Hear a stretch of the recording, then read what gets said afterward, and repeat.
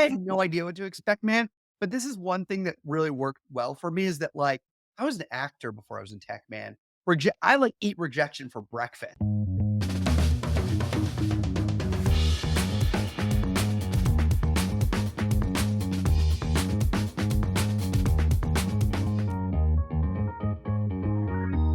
Welcome back to This Week in No Code. I'm your host, JJ Englert, here with my co-host, David Pell, and thank you all for tuning in for another week of This Week in No Code. And if you haven't heard already, we have won the best podcast for the community awards this year. The 2022 No Yes. Code Community Awards voted This Week in No Code as the best podcast for no code. Really appreciate all those that voted for us. This is a new podcast. It's also a new award ceremony, but still it was voted by the community. Really appreciate the love and support.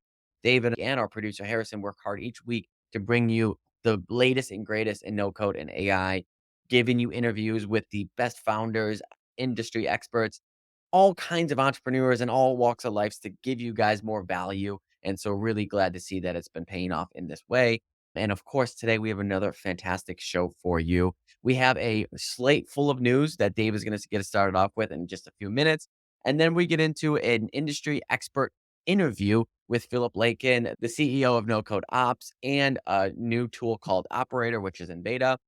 It's a really awesome interview that details his journey as an entrepreneur, why he built these companies for the no Mhm. code industry, what they do and how they're helping, no coders, automators excel. And then also what his thoughts are for 2024. We'll get into that right after this no code news segment, starting off with David.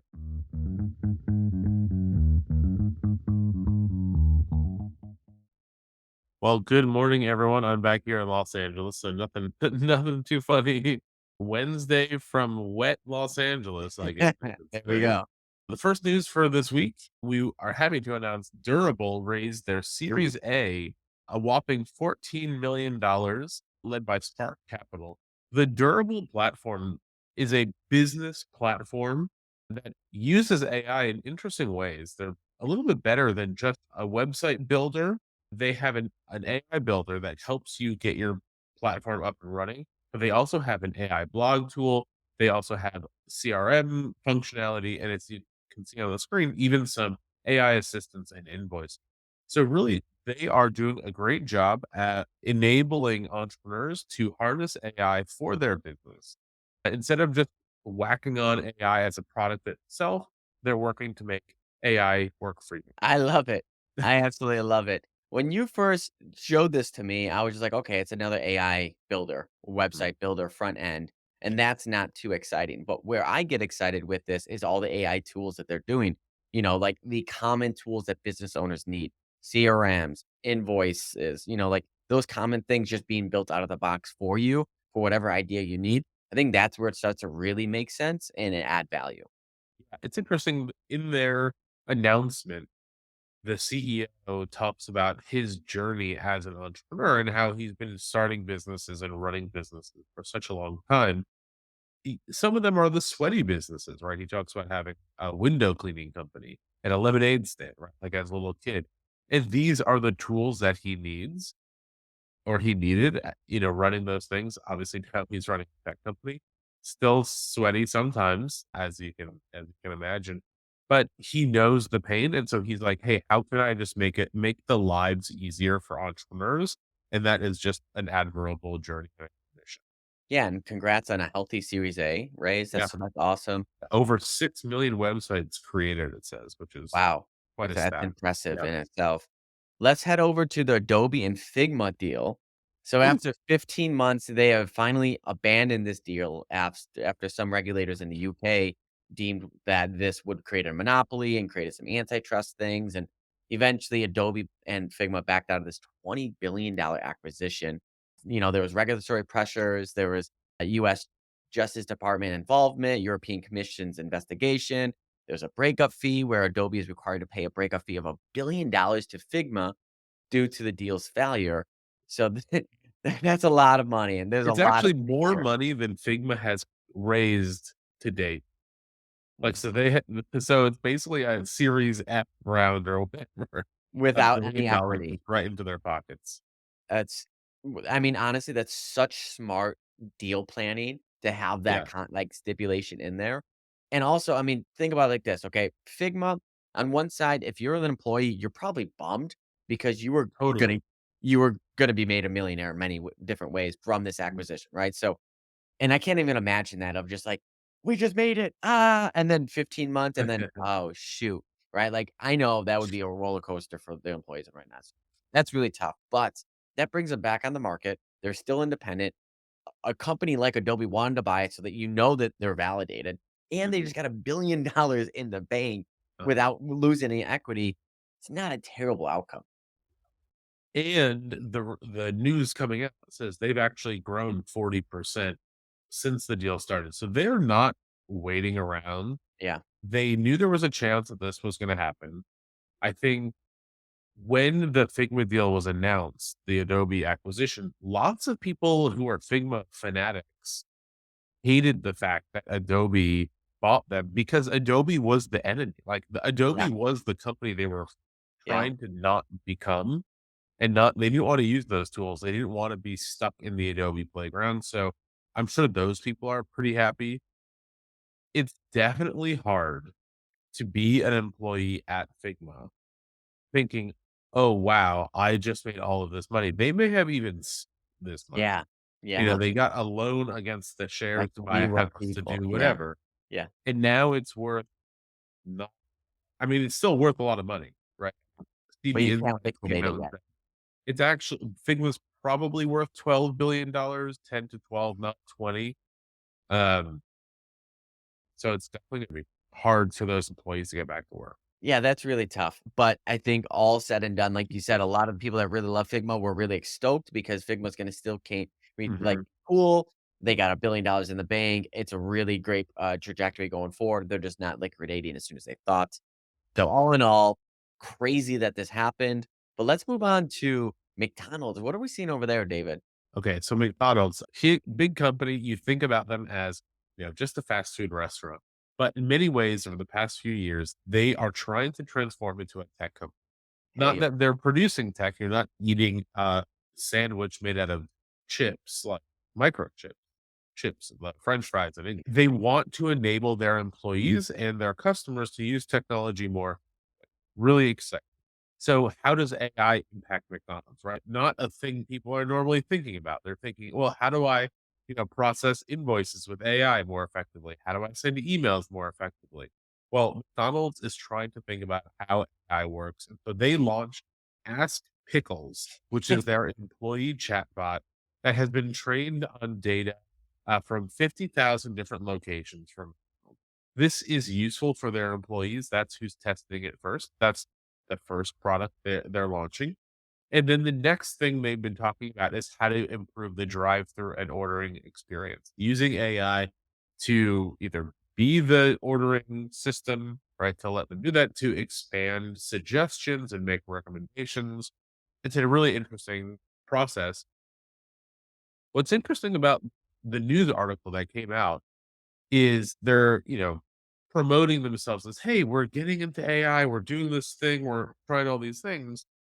At the ordering system, they're only trying it with 100 different locations, yeah, which is not really this, "Hey, it's working really well for us." It's like a tiny little test, mhm, right? If you think about how many McDonald's locations, I don't know, 50,000? More than that at least, right? 100 locations is basically nothing. yeah, So we'll see how this goes. When I was at Ads on Top, we actually were approached by a fast food chain, not McDonald's, but just like a regional chain.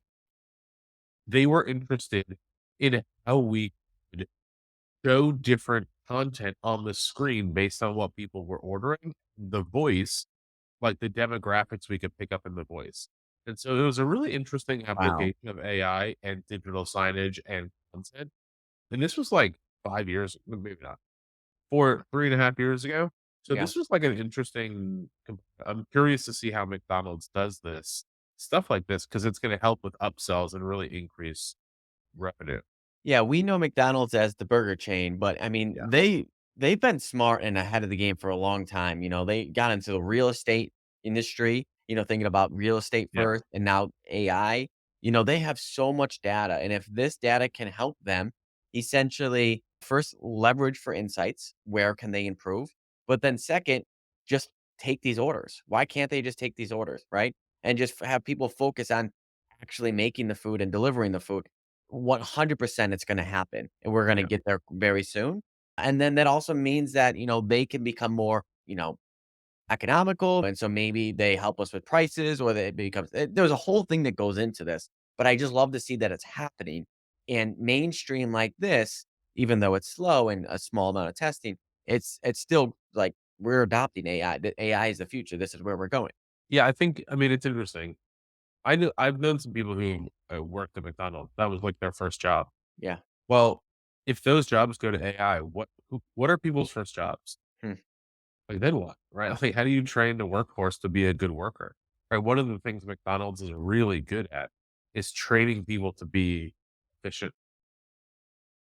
And if they're not working at McDonald's, like, there are many other jobs, right? Yeah. It's Not interesting. just, hey, you have to work at McDonald's. But then what? Like, where do people learn? We'll create something new. We'll make it happen. Let's get on to the next story with Delphi, which is Clone Yourself. So it's a new digital cloning platform, which was just launched to the public.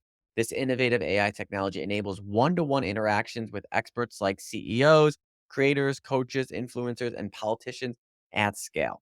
So it has personalized interactions where users can engage with the digital clones of experts, ensuring tailored and relevant conversations.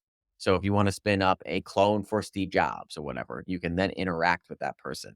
Or you could spin up a clone of yourself. And then you can make that clone available on many different platforms. So such as they want to respond like you on Twitter, or they want to have, a voice bot or stuff like that.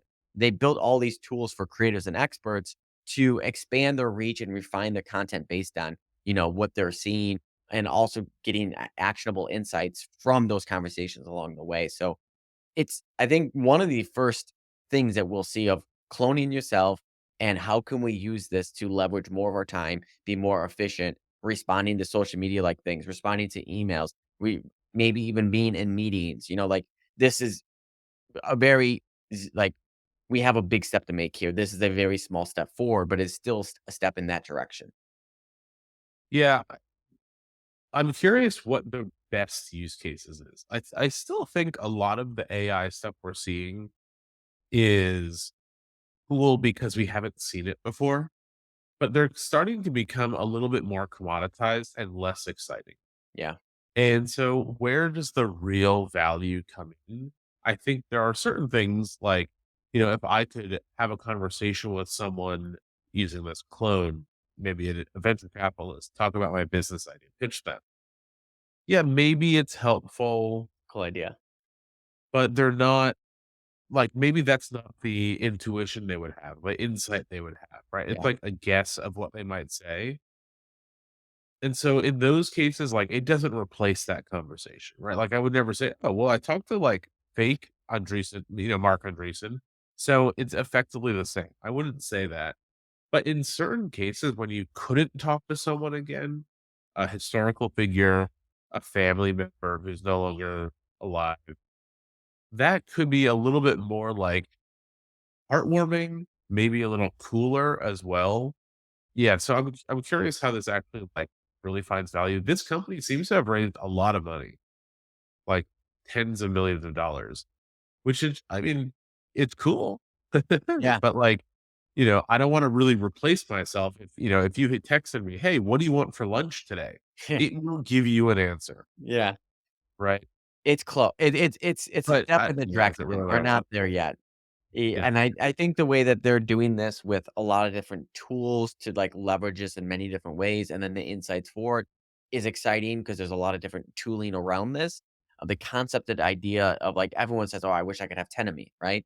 Like, this is a half a step towards that direction. We still have a long way to go, but I think in the next year or 2, there is a lot of potential to really seeing a lot of this out. And so I personally, I get excited about this tech. I know that there's still a lot of things of, what is good and what isn't yet, but I'm excited to see that we're going in directions like this, and I think it's gonna open up many more yeah, doors for us. yeah. I think Awesome. we'll see where it goes. Yeah, Yeah. cool. All right, so why don't we get into our interview with Philip, and let's welcome him to the stage. What's up, everyone? We are here with Philip Lakin, the CEO of NoCodeOps and just a man of many talents. Philip, thank you for joining us today. Good to be here. Thanks for having me. No Let's problem. let's start with what is no code ops? Yeah, it's a Tell us great about that. question. No Code Ops is both a community for no code operations professionals. So ops folks like marketing ops, sales ops, people ops folks, uh, and who use no code tools for their work. We're over 10,000 subscribers to our newsletter, over 1,000 folks in our vetted Discord community. And then we also are working on a product called Operator that's in beta right now.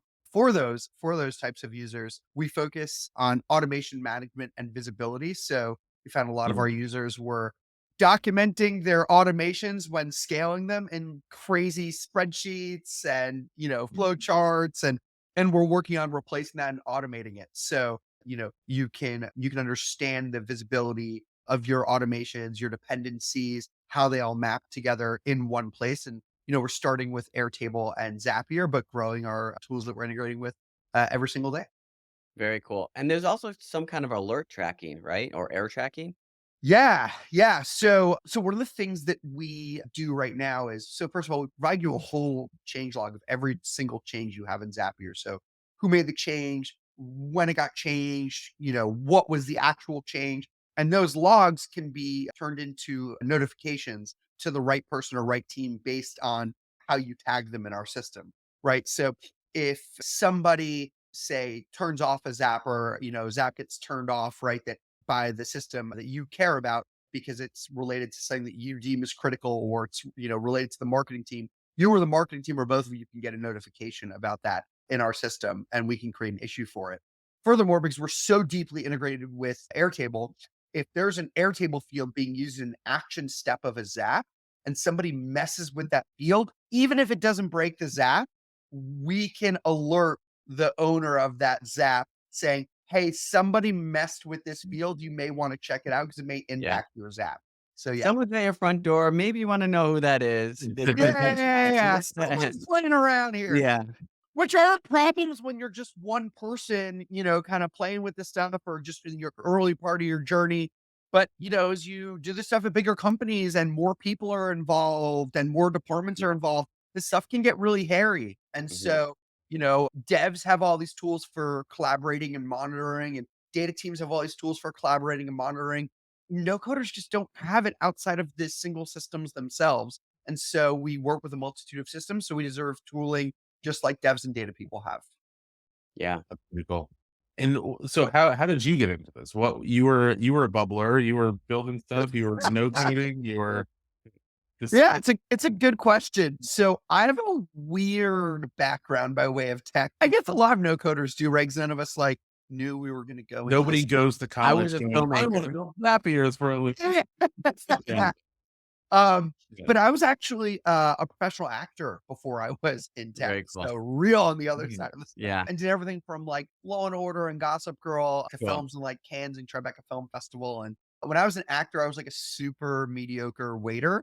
And so I never really climbed the ranks of that. And so I ended up doing a lot of like guerrilla marketing and promotions work that I just truly fell in love with, and eventually started my own company doing that.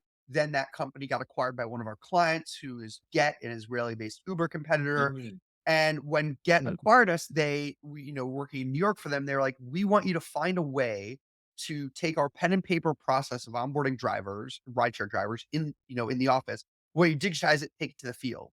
And I said, "Great. What team do I work with, technically, to make this happen?" They're like, "No, no, no. You're an ops. You're your own team." And I was like, "Cool. Cool. Got it." So I used Pronto Forms, which is an online form provider that could sync offline, which is really important for us because the field stuff was always super spotty. Zapier and Google Sheets to create a front end and back end application that ended up onboarding over 20,000 rideshare drivers in under a year and a half. And so for that, because of that, got headhunted at a company called Compass, a real estate technology company, and did a lot of no code stuff, including real estate agent onboarding processes, all with no code tools. So I used Zapier and Enborder and Google Sheets to create a huge onboarding process nationally. So even to this day, I took Compass from with that, what was it, like 2,000 agents all the way through 17,000 agents across Nice. the US and going public. And still to this day, if you onboard to Compass, you're going through the end border kind of no Nice. code build.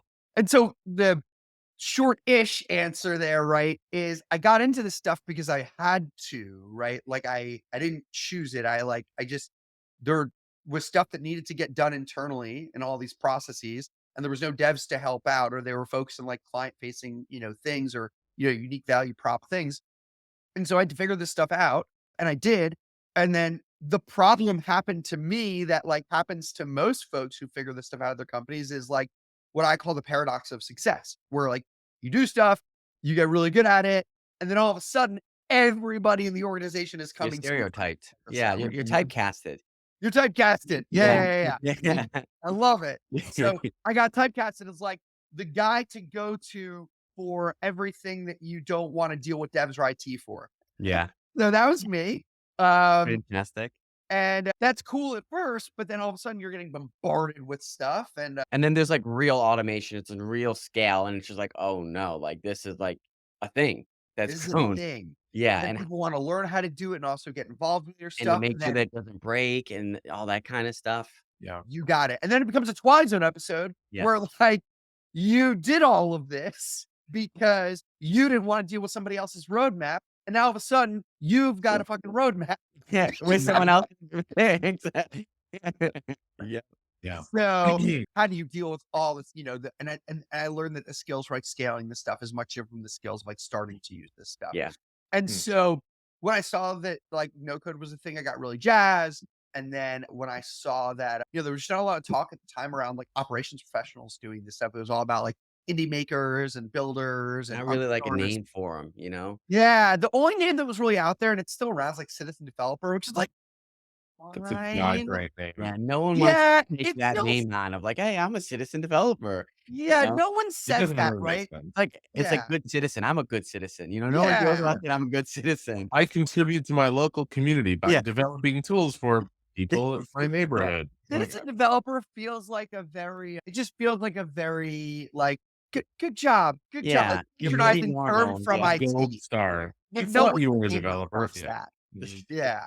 So started NoCodeOps as a newsletter grew and, then turned into community and then we, funding and building products and yeah. Yeah.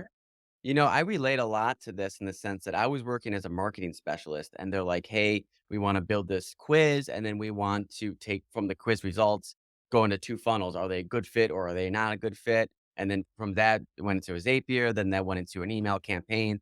And then before I knew it, I had an automation that was doing just about 15 to 20,000 leads a month.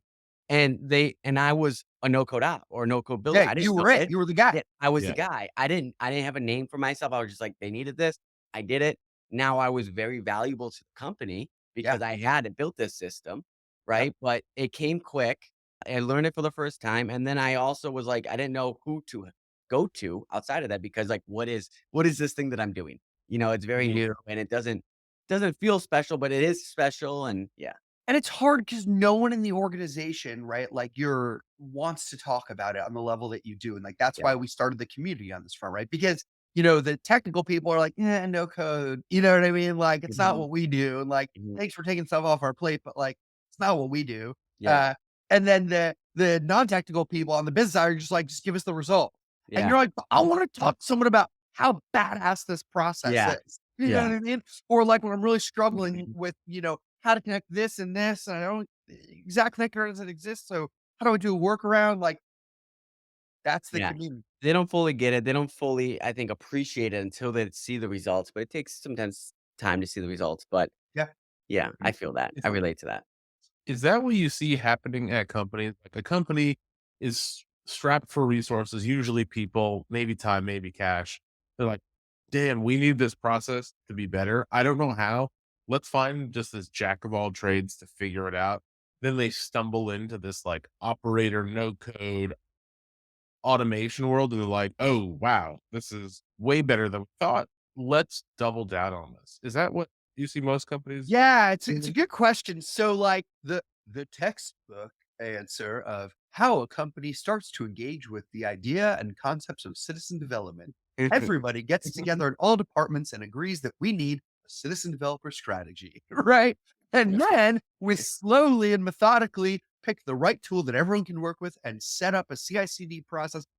Bullshit. Like that has maybe happened twice in the Yeah. history of Mhm. everything, right? Yeah. Here's the reality of like what happens, right? And that it's very similar to what you were saying, but like instead of going after the person first, what typically happens is a person goes after a product first because there's a need, right? So there Yeah. tends to be some need in the organization to just get a thing done or do a thing. That could be routing a marketing lead, creating the quiz, right? Syncing data between two places, right? Because the company's either too small, they don't have their own data team, or the data team's way too busy, right?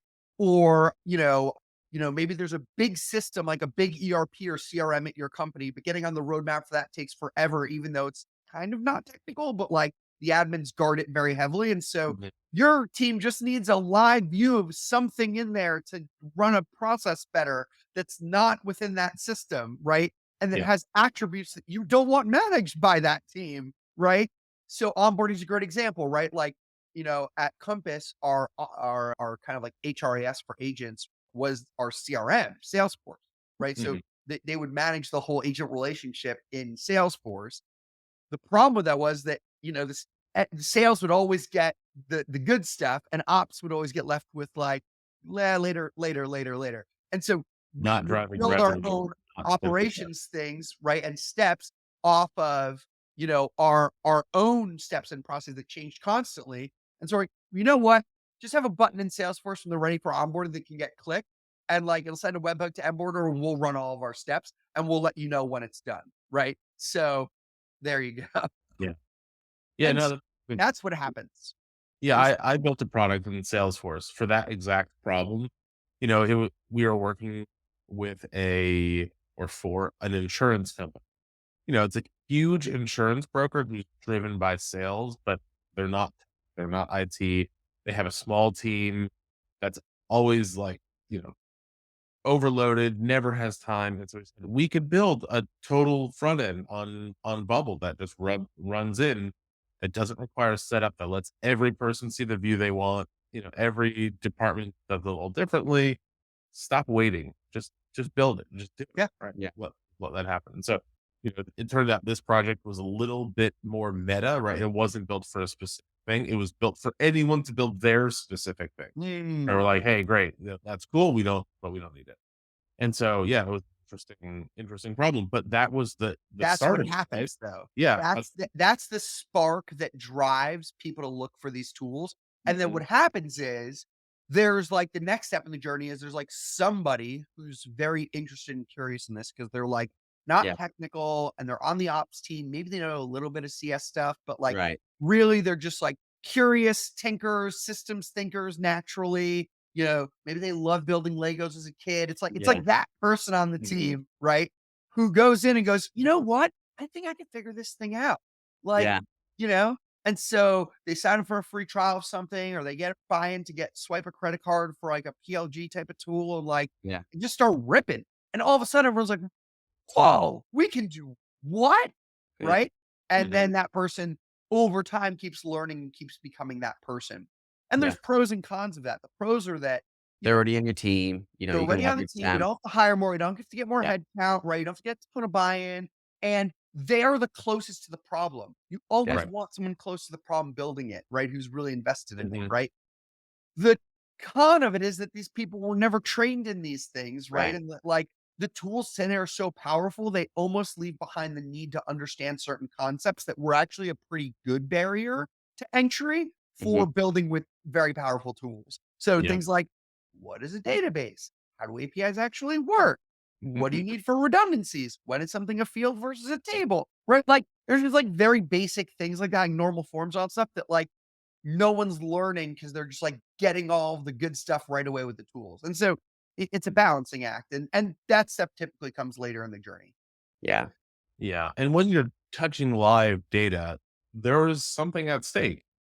Right, like, Yeah. right, it when we're building a basic Trello board for a venture capital firm that's set on top of their Salesforce.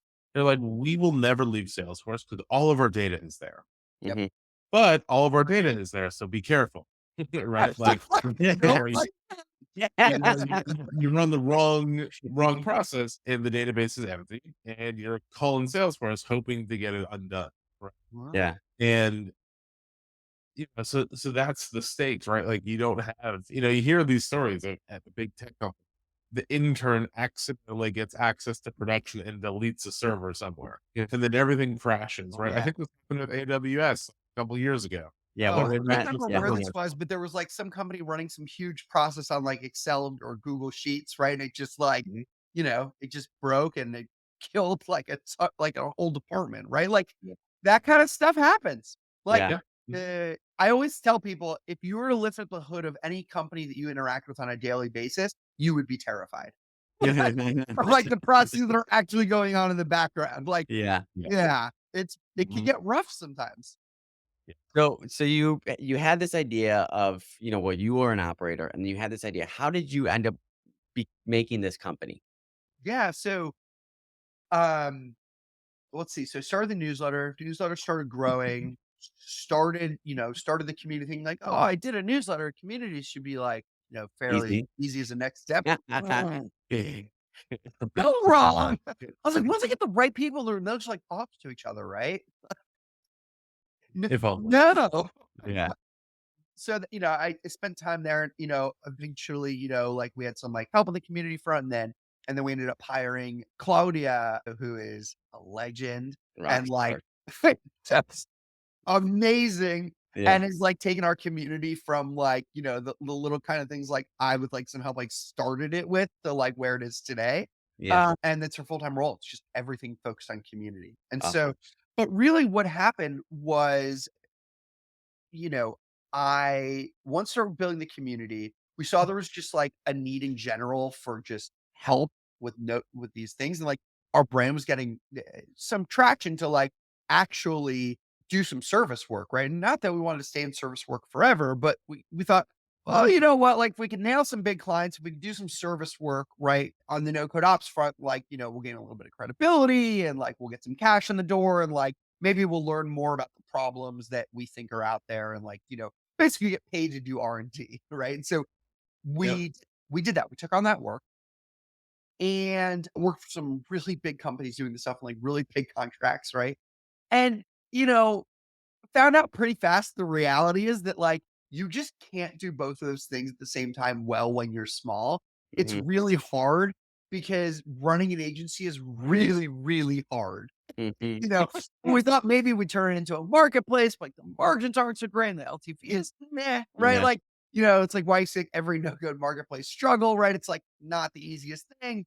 And so what we unless, by the way, when I say no code marketplace, like then you say also like companies like AirDev killing it, right? Because like they figured out that magical like Mhm. managed kind of part, but like then that's all you're doing. You're not also building a product, right? Like a Yeah. full venture scale product.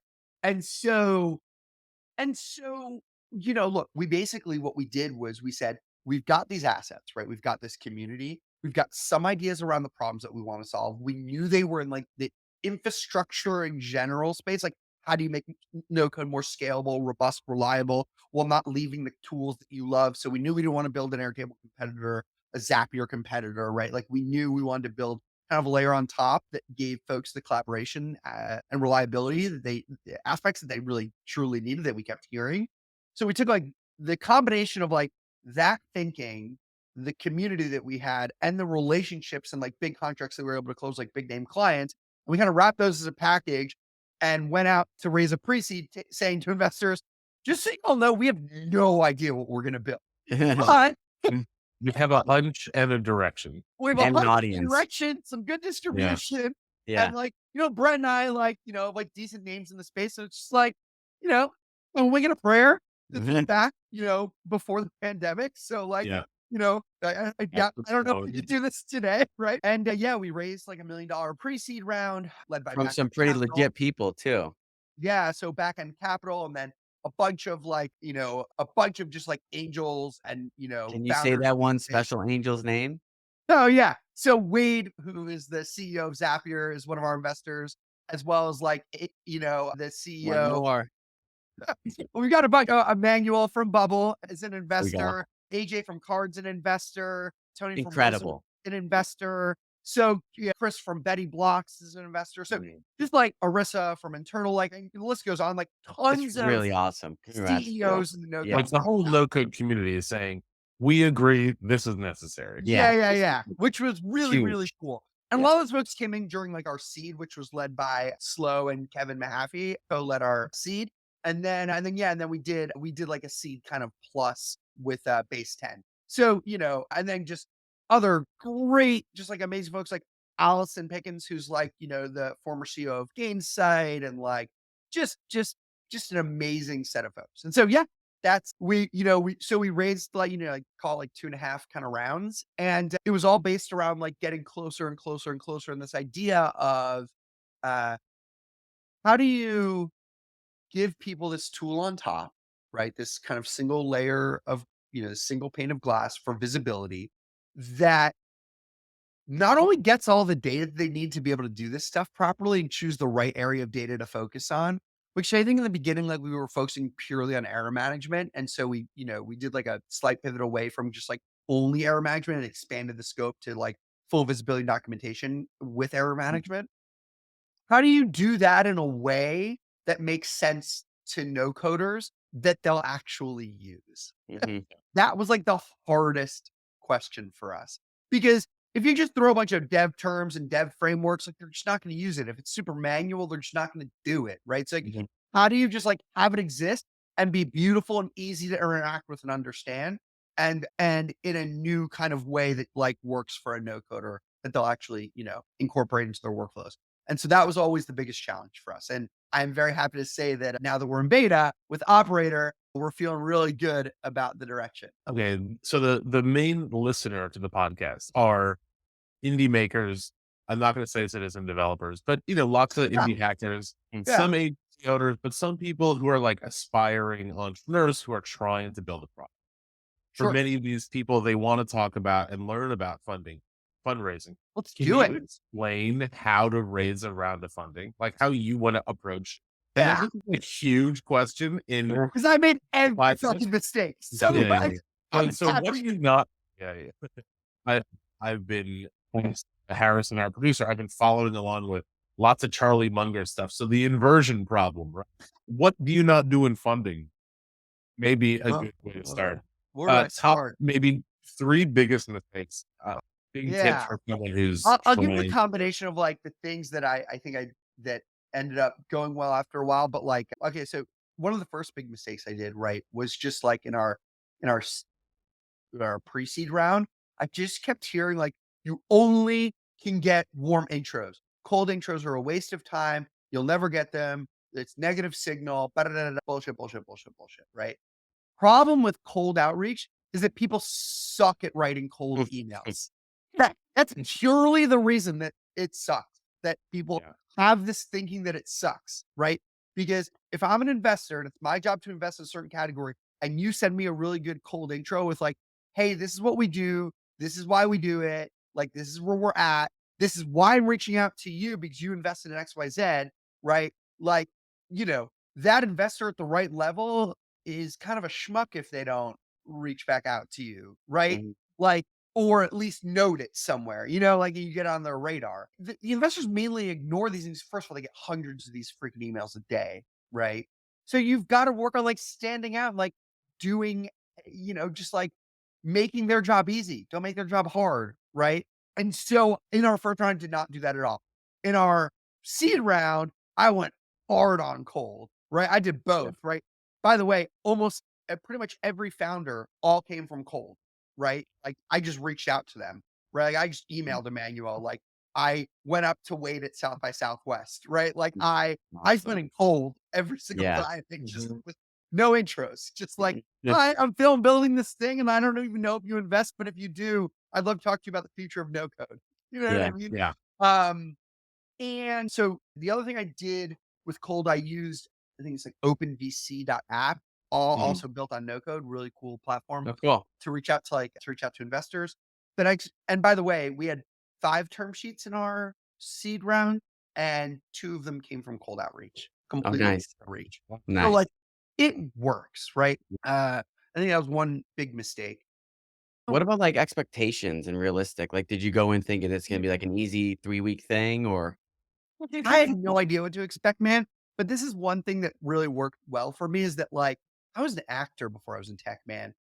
I like eat rejection for breakfast. You know Yeah. what I mean? Like, when you're an actor, they say if you get one in every 100 auditions, you are fucking rushing. Yeah. Yeah. So for me, I was like showing up, planning for it, like just being like, cool, like, And you knew your scripts, you knew what you had to say, that your right. audition. It's Yep. very much like an audition, right? Because by Yeah. the way, it is a script. You're saying the same thing almost every time. Yeah. And there was a method in acting that, I learned called Meisner technique, where it's all about how to say the same thing 100 different times, but keep it fresh because you're bringing the moment and the other person's energy into how you're doing it. And like that dramatically helped my pitches.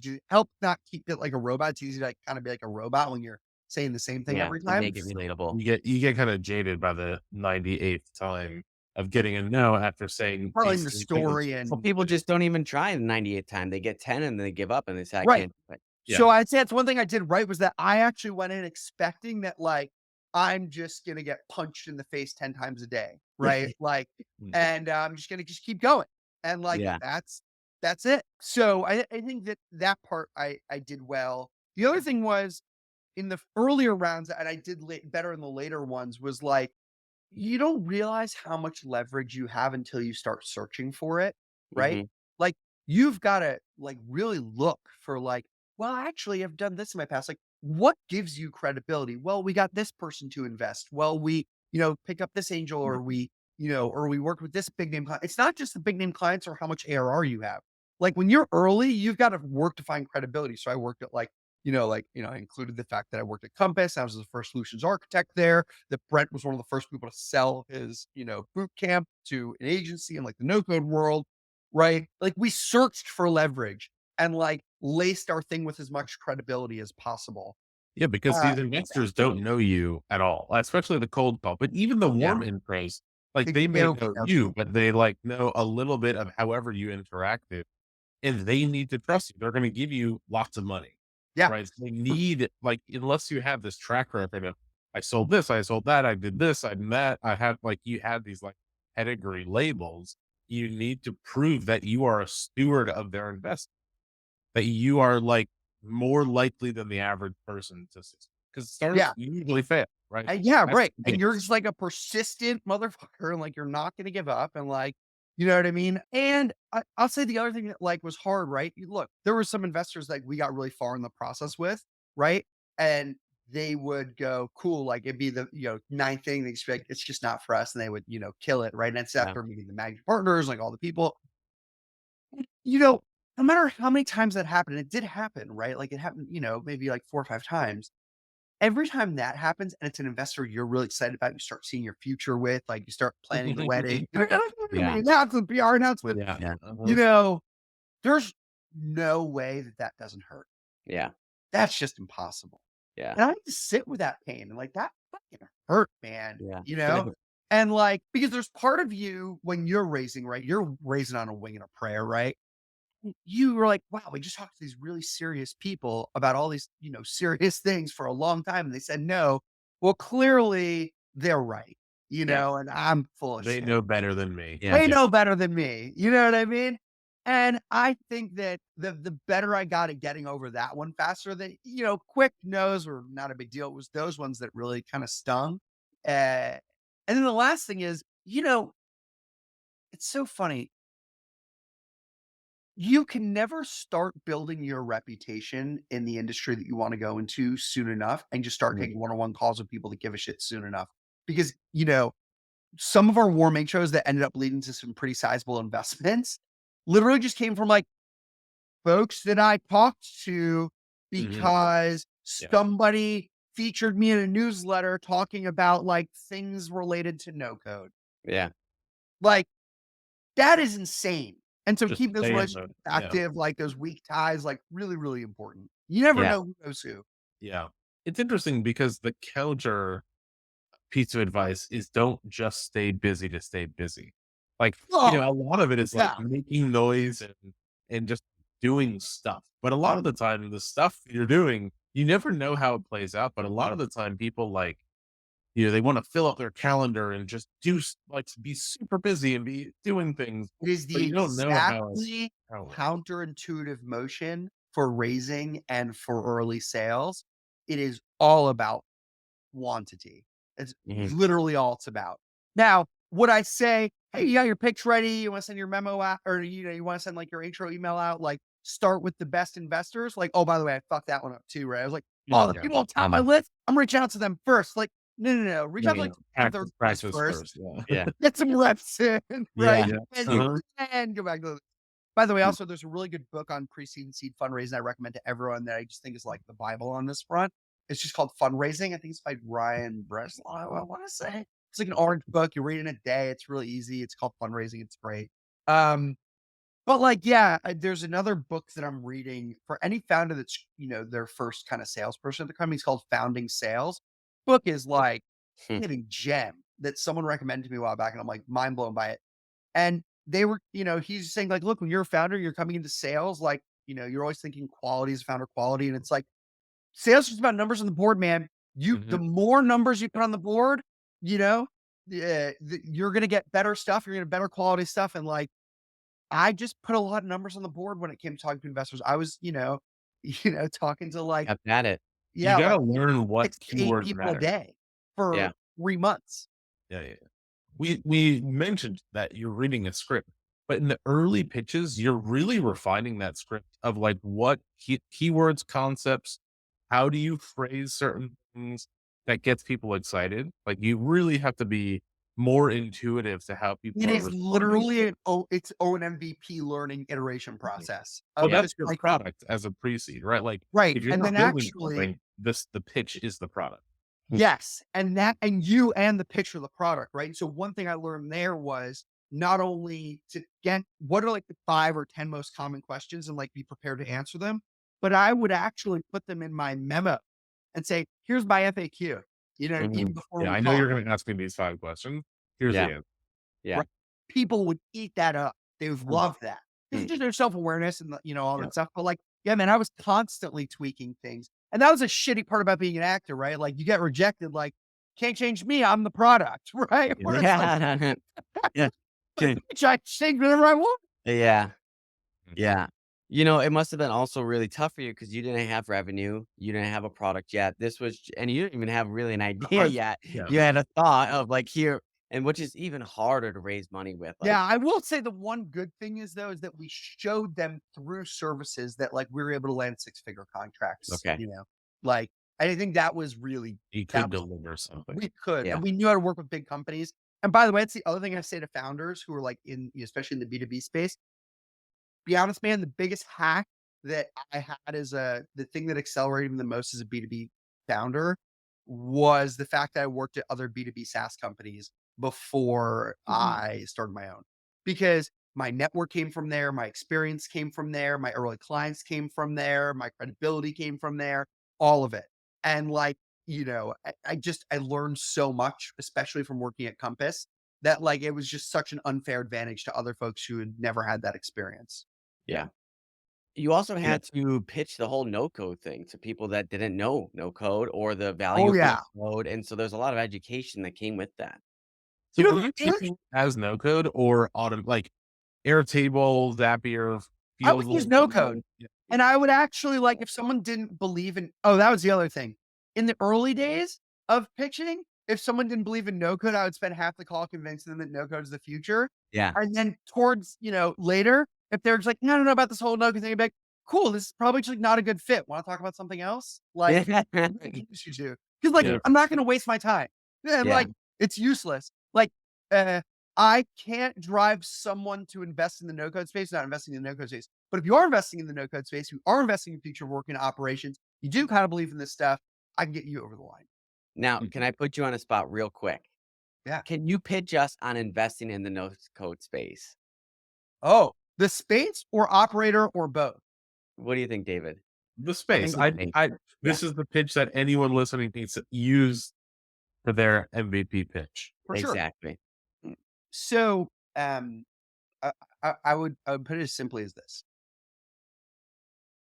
As the world uh, progresses into every company being a technology company, okay? Kmart is a technology company. Target is a technology company. Bank of America is a technology company. Your car wash is using SaaS, right? Every technology in some degree is using technology to further the bottom line of their business. At the end of the day, as that continues to progress and happen, more people are working with more interfaces and more data than ever before in human history. And not all of those people are developers. In fact, we're on a major decline with developers, if anything, right? In terms of all the need for them. And so what happens at multiple size companies is that people who are non-technical in training are working with off-the-shelf SaaS tools and no and low code tools to create the interfaces, workflows, and automations for their companies that are needed.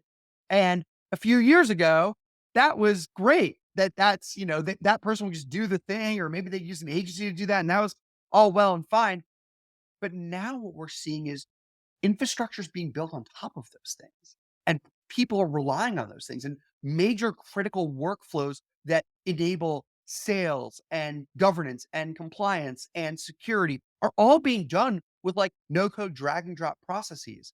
And they're more interconnected than ever before. There is no one stop software solution anymore. There is people are moving away from the SAPs and the Salesforces, right? Into the HubSpots and more sheet-like interfaces, with multiple kind of ways of looking at stuff. And so when you have that happening, the need for better tooling, vertical tooling that can look across this stuff, that can allow a sustainable building of these products and allow them to be maintained and give them the same respect that a coded stack or a data stack would have. This is the world that we're in. And by the way, anyone who invested in the data world, when everyone was just looking at the devs and going, data people are never going to get their own tooling. Data people are never, it's always going to sit with the devs. There you go. We're in the same frontier right now, but for no code operational data. There we go. Cool. Good job. I'd invest in you. Yeah. Great. Woo, Yeah. go team. I told David the other day, I feel like no code is the new IT department, where it's just like all these companies need it. They have all this data. They need more automations. They need more efficiencies. They need, all these things that every team is going to need a no code operator at some point They all need it. And or by the more of way, it. I'd Or actually teams of it. argue that most teams do have this person already. It's just they Yes. don't know they're a no coder yet. Because by the way, 5 years ago, you never heard the term marketing ops, sales ops, people Right. ops. Those are all no code operators who either may know it or may not yet, right? Right. Like it's the same thing, by the way, happened in data, right? Right. Where everyone would line up to get their dashboards or workflows or transformations from the data team. And then every team started getting their own data person, be like, fuck that, I don't want to wait in line. Right. So I want this ambassador to send. So the same thing started happening with all these non-technical teams. Marketing was like, I don't want to wait for the tech team, the Right. CRM admin to do this. Like, we just want an ops person to do it, who knows more technical stuff than we do, but can figure this stuff out. And that's how marketing ops was born. So Yeah. like that is the person. It is happening. But it's not called that quite yet. We need like a And we're landing page of like, are you a no code operator? And it's like 3 questions. Do you work with automation? Yes, you're a no code operator. Welcome to the community. one of us. Yes, it's one of us. Exactly. Looking into the future, we see, we were talking about data ops turning now into no code. Looking into the future, there's obviously AI is this thing that's coming. A couple weeks ago on the pod, we introduced Bardeen, which is like this AI Zapier kind of thing in the Chrome extension, really into your work. As you see AI kind of pulling in a lot of Zapier functions, a lot of these automations that's just done with natural language, how does that affect building systems on top of it? It feels like they're just, it's like this Fantasia movie, swiping, they're double, right? It just keeps growing. Yeah. How does that change? Yeah. So look, I mean, I'd love to say I have the kind of future looking glass of just like, but every time I try to make a prediction about AI, I feel like it just surpasses it or like it changes. So it's just moving so fast. But I'll tell you what I know from like what I've seen thus far and like um patterns that I'm seeing. Or one, I love that I'm seeing AI being brought into no code products to do things better and faster that people are already doing.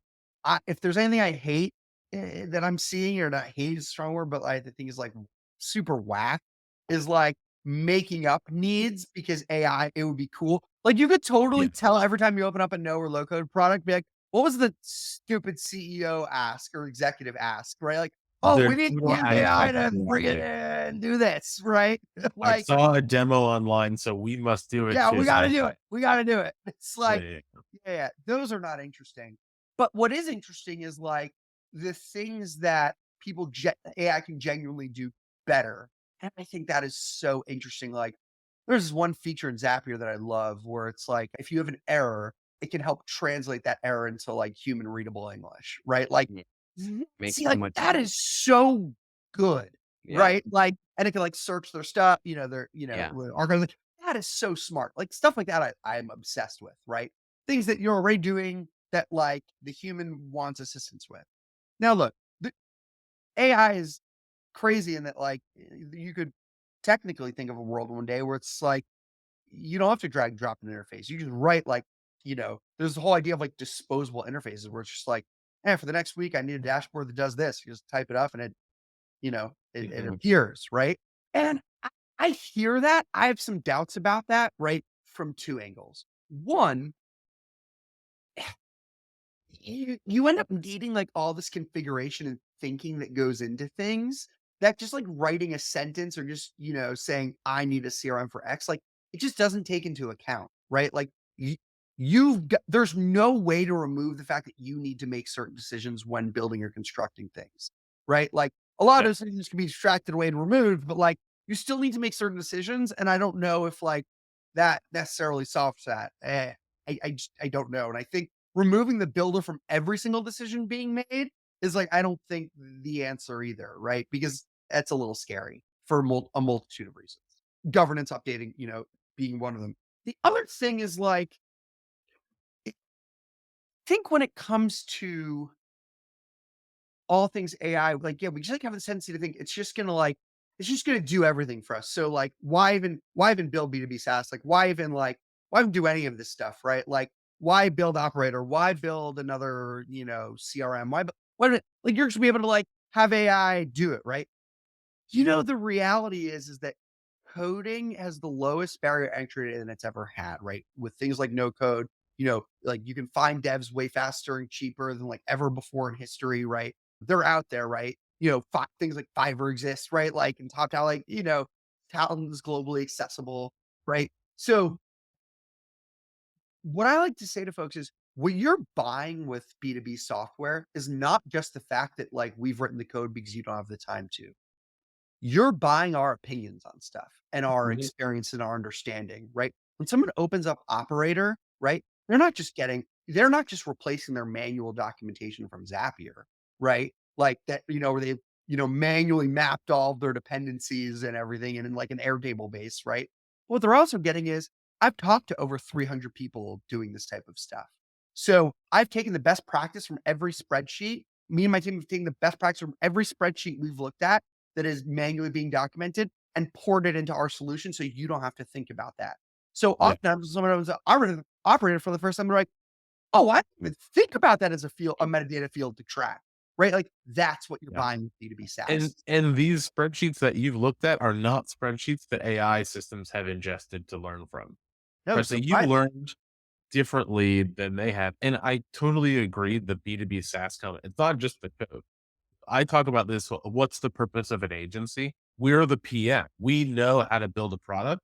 We know how to make the decision on the UX. Hey, this doesn't make sense. We're going to help you see around the corner. That's going to be a very expensive lesson for you if you don't listen to us. Right. So we yeah. get you there a lot faster than you trying to do it. And so that's part of it. The other thing that you mentioned about this world of I need a disposable UI. You write a sentence, you get a UI. I think about, AGI, right? This general intelligence. Right now we're at, I don't know, a third grader or something like that. Let's say we actually get AI to be an adult. Yeah. Have you ever worked Let's with say, a let's say pattern? him and I didn't fake their video. Yeah, yeah, Let's yeah. say Right. that. But even if it is at the scale of a like normal adult, Have you Yes. ever worked with a bad employee? Like you tell them to do something and they do something totally different than what you expect.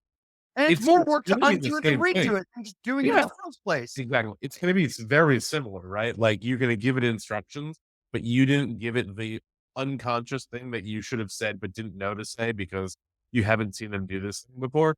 The same thing is gonna happen in the AI line by line. And maybe, like, there will be AGIs that are trained on best practices and certain things, like, you could create your own custom GPTs, so they're, like, better at understanding, like, a more general model, right? Which I think is totally fair and will probably happen, right? Like, hire the best 10X engineer today, right? Like, and they're thinking about stuff. But, yeah, I, like, I struggle on that. I struggle on that part of it too, right? Like, how how good can it get? Like, humans just are terrible at giving directions. And Yep. it's just, and there's all this like practice that you mentioned that comes with this stuff that like it doesn't matter how fast you can build something. It matters like, and that by the way, that does help, right? So the thing I like to tell no coders all the time who are like beginning their journey in no code on like the operations front is it's not that like, so many times operations professionals get their hands on these tools, like, "I can finally build what I wanna build," right? And they just start building shit without a process map, without a PRD, without, like, any of these things that they just think are a waste of time and will slow them down, or, like, without talking to people. Oh my god. Ops people are the worst. We are admittedly the worst at treating our internal stakeholders like customers. We're like, "Well, they use it, so whatever, I'm just gonna build her. I know their process sucks, so I'm just gonna do it." It's like, you would never do that in the classic MVP world. So Mhm. you would talk to people. So there's all these skills that you have to have that just because the building of it is faster, it doesn't remove the need to like think and understand, is this a problem worth solving and how to actually go about solving it in a way that's going to gain adoption. Like, AI's not going to solve those problems for you. Mhm. Yeah. Yeah. You've got to solve those problems. And this And is AI all will help build it. no code problem. Like the general indie hacker world of I think I know the problem. I can build it in Bubble in a weekend. I'm going to build it. And Yeah, why it never goes anywhere because you right, didn't solve the right problem for the right person. right. And Just because it's you can do it fast doesn't mean it's the thing that needs building. right. Right. I totally agree. Yeah, what a conversation. Philip, thank you for joining us today. We learned a Yeah, lot about this your is journey as rad. an operator, Yeah. no code, your pitch for no code. That it's fantastic. You owe me 1% pro rata in any round raised using. Yeah, there we go. There Just we go. I wish. Philip, Please where use can it. people find you after this? So, I'm super active on LinkedIn and Twitter, just Philip Lakin, Philip with one L.